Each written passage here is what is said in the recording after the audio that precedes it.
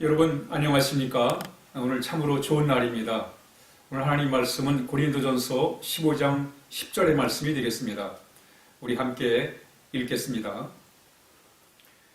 그러나 내가 나된 것은 하나님의 은혜로 된 것이니 내게 주신 그의 은혜가 헛되지 아니하여 내가 모든 사도보다 더 많이 수고하였으나 내가 한 것이 아니요 오직 나와 함께 하신 하나님의 은혜로라.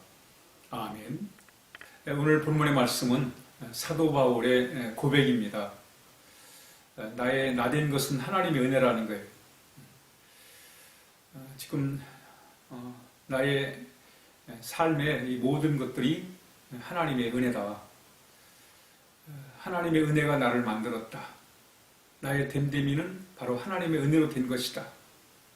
라고 이렇게 고백하고 있습니다. 다시 말하면 나의 모든 것이 하나님의 은혜라는 거예요. 내 삶이나 내 모든 것들이 하나님의 은혜로 된 것이다 라고 이렇게 하나님의 은혜를 강조하고 있습니다. 하나님의 은혜가 전부라는 거예요.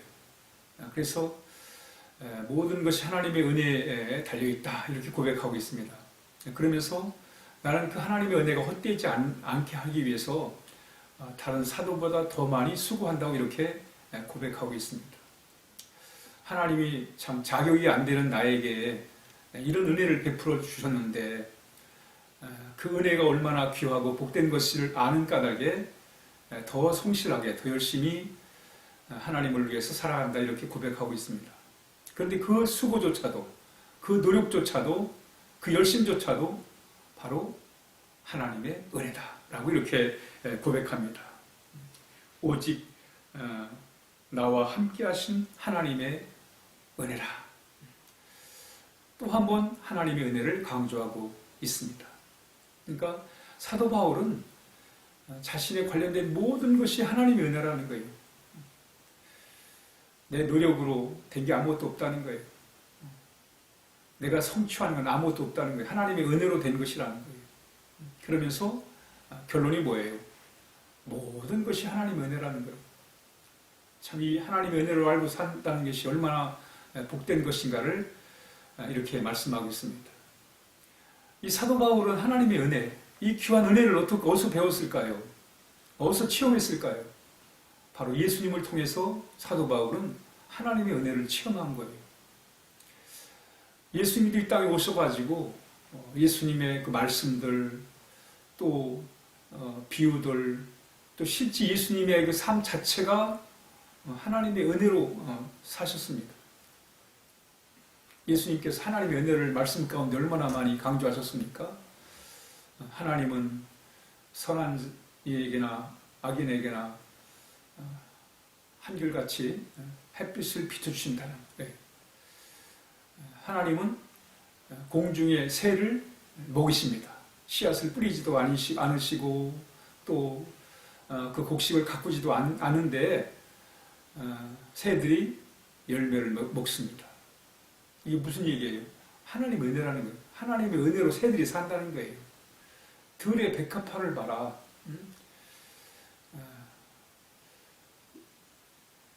하나님께서 입히신다는 거예요. 그러므로 인해서 그것도 하나님의 은혜라는 거예요. 그러니까 새들을 바라보면 새들이 먹고 사는 것, 아름다운 꽃들이 참 입고 사는 것, 그 아름다움을 입고 사는 것은 다 하나님의 은혜라는 거예요. 예수님께서는 또 비유의 말씀을 통해서도 하나님의 은혜를 많이 강조하셨습니다. 어떤 사람이 양 100마리가 있는데 한 마리를 잃어버렸어요. 그래서 그 한 마리를 찾기 위해서 99마리의 양을 두고 그 한 마리를 찾아가요. 이게 경제적으로 이치가 맞는 게 아니에요. 그런데 한 마리를 찾아가요. 그리고 그 한 마리를 찾았을 때 너무너무 좋아서 잔치를 베풀어요. 양 한 마리 찾았다고 잔치를 베풀어요. 이 경제적으로는 맞지 않지요.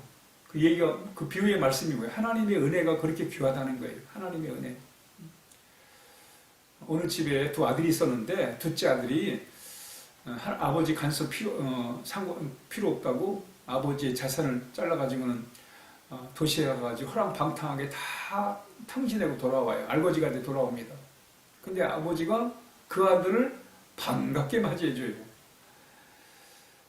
참 현실의 세계에서 이해하기 어려운 이야기지요.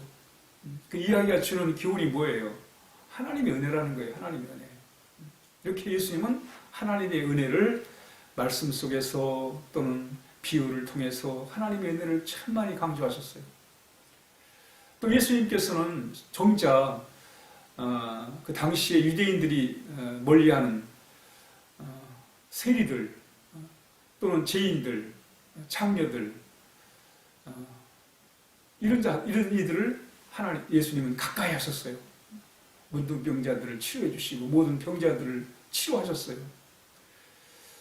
당시 사람들은 그들을 멀리했는데 예수님은 그들을 가까이 했단 말이죠. 이게 뭐예요? 은혜입니다. 하나님의 은혜로 그들을 가까이 하시는 주님의 모습을 발견하게 됩니다. 예수님께서 하나님의 아들로 이 땅에 오셔서 십자가에 못 박혀 죽으신 거예요. 하나님의 은혜입니다. 하나님의 은혜를 말씀하시는 거예요. 하나님의 은혜를 보여준 거예요. 하나님의 사랑을 보여주신 것입니다. 마땅히 죄로 말미암아 죽어야 할 우리를 위해서 예수님이 대신 십자가에 달려 죽으신 것은 바로 하나님의 은혜예요.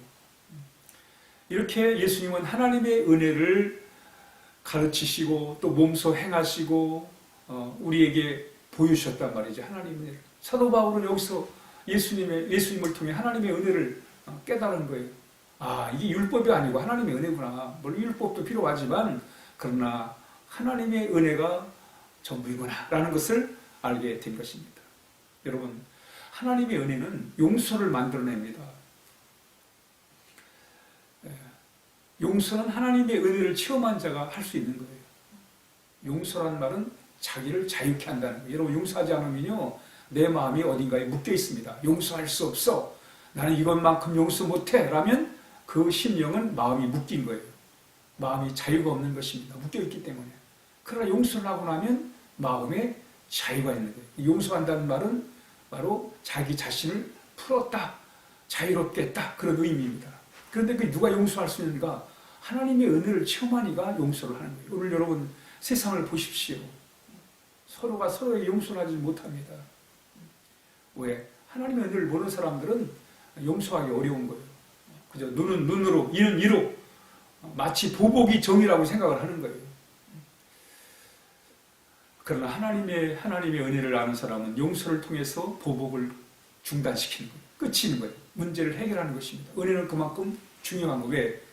은혜는 용서를 만들어내기 때문에 그렇습니다. 뿐만 아니라 용서는 위선자를 없이 할 수 있습니다. 여러분, 인간의 행위를 강조하는 자들 또는 율법이나 이런 것을 강조하는 자들은 세상에 많은 종교들이 있습니다. 대부분의 그 종교들은 인간의 노력을 통해서 구원이 이루어진다고 생각을 합니다. 이런 사람들은 까딱하면 위선자가 되는 거예요. 남을 정죄하고. 왜냐하면 이 율법 종교는 자신의 노력을 통해 자신을 남보다 낮게 보이는 겁니다. 그러기 위해서 노력을 하지요. 노력하다 보면 실제는 아닌데 자신을 옳은 것처럼 깨끗한 것처럼 가장을 합니다.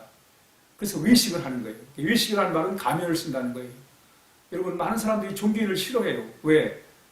이 종교인들이 대부분 가면을 많이 쓰고 살기 때문에 그렇습니다. 실제는 아닌데 마치 그런 것처럼 한단 말이죠. 그러나 이 외식, 이 가면을 벗구는 방법이 뭐예요? 하나님의 은혜를 아는 거예요. 하나님의 은혜 안에는 가면을 쓸 필요가 없습니다. 내가 다른 사람 앞에 내세울 게 아무것도 없는데 무슨 가면을 쓸 필요가 있겠어요. 그러나 내가 남들한테 옳게 보이고 낮게 보이고 이렇게 하다 보면 결국은 가면을 쓰게 된다. 여러분, 오늘 우리 사회의 문제가 뭡니까? 내로남불, 그 위선, 이게 다 뭐예요? 가면을 쓰고 살기 때문에 그런 거예요. 가면을 벗으라고 하잖아요. 가면을 벗기겠다고 하잖아요. 왜? 위선의 삶을 살기 때문에 그렇습니다. 말은 옳은 소리를 하는데 실제는 속은 그렇지 않단 말이죠. 그래서 왜 이런 외식들이 나오는가? 왜 이런 가면들을 쓰고 살게 되는가? 그것은 바로 이 하나님의 은혜를 모르기 때문에 그렇습니다. 하나님의 은혜가 아니라 내 중심으로 살기 때문에 내가 나를 지켜야 된다는 그런 신앙, 그런 마음 자세는 바로 위선의 삶을 살 수밖에 없습니다. 그러나 나는 아무것도 아닙니다. 그저 하나님의 은혜로 삽니다. 나는 죄인 중에 괴수입니다. 그러나 하나님의 은혜로 삽니다. 이런 사람은 가면을 쓸 필요가 없지요. 그러므로 하나님의 은혜는 우리를 진실하게 만드는 거예요. 의식의 가면을 벗겨주는 것이 바로 하나님의 은혜인 것입니다. 뿐만 아니라 진정 우리의 삶을 변화시키는 것은 하나님의 은혜예요. 율법이나 무슨 이런 법들이 우리를 변화시키지 않습니다. 물론 우리가 살아가는데 도움은 되겠지요. 안내를 역할을 하겠지요. 그러나 정작 내 삶을 변화시키는 것은 하나님의 은혜입니다. 빌리 그레이엄 목사님에게 아들이 있는데 어느 날 빌리 그레이엄 목사님이 집회를 끝났는데 많은 빌리 그레이엄 목사님이 많은 사람들이 존경을 받잖아요. 그 존경을 많은 사람들이 목사님의 존경을 피하고 있는 그런 상황에 많은 사람들이 함께 있는데 그 아들이 말이죠. 사춘기 때인지 이상한 옷을 입고 온 거예요. 보기 좀 볼썽사나운 그런 옷을 입고 온 거예요. 보통 사람 같으면 야단을 칠 텐데 이 빌리 그레이엄 목사님은 그 아들을 내 아들이라고 이렇게 자랑을 해요. 그러니까 옷 입은 걸 자랑한 게 아니라 여전히 옷을 희한하게 입었어도 여전히 이 아들이 내 아들이라고 이렇게 남들한테 당당하게 소개를 합니다.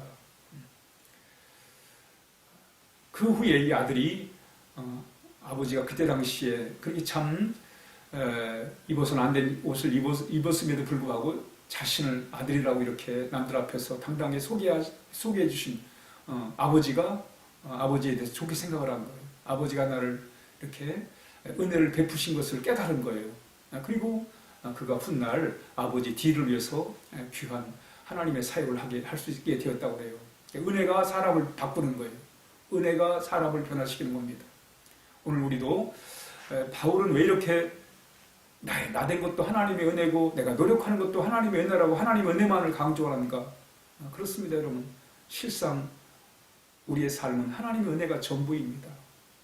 그 하나님의 은혜를 우리가 늘 받고 또 그 은혜 속에 살아갈 때 남을 용서도 할 수 있고 내가 위선자가 아니라 신실한 신앙을 가질 수도 있고 또 참다운 변화된 삶을 통해서 참 행복을 우리가 누리고 살 수 있게 되는 것입니다. 기도하겠습니다. 하나님 아버지, 하나님의 무한하신 은혜에 감사합니다. 그 은혜를 힘입어 하나님의 자녀가 되었고 오늘도 그 은혜 속에 우리가 살아갑니다. 하나님 은혜 속에 강하게 하시고 날마다 새로워지게 하시고 또 하나님이 기뻐하시는 삶을 살도록 인도하여 주옵소서. 예수님의 이름으로 기도하옵나이다. 아멘.